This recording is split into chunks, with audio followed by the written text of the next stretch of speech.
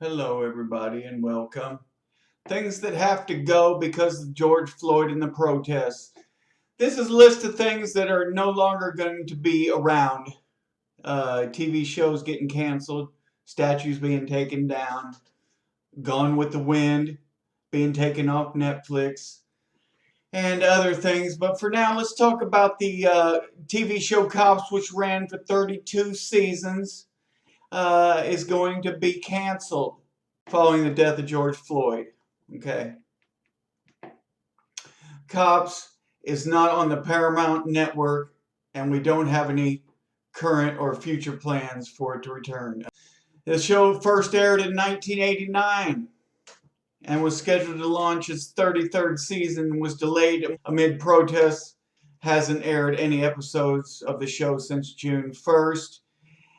A&E Entertainment also pulled last weekend's episode of its real-time cop reality series Live PD, saying in a statement on Monday that out of respect for the families of George Floyd and others who have lost their lives and in consideration for the safety of all involved, it decided not to air the episode. So Cops and other TV shows being canceled because of the George Floyd incident and the protests.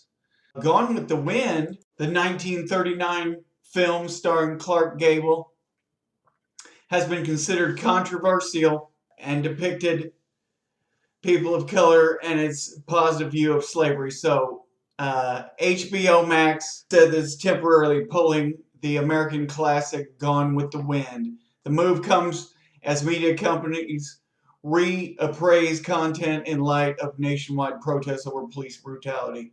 Long considered controversial for its depiction of black people and its positive view of slavery. So Gone with the Wind is being taken off HBO Max, so that's another thing going on. Also, a statue of General Robert E. Lee, Confederate from the Civil War. Governor Ralph Northam has said he was going to remove the controversial statue of General Lee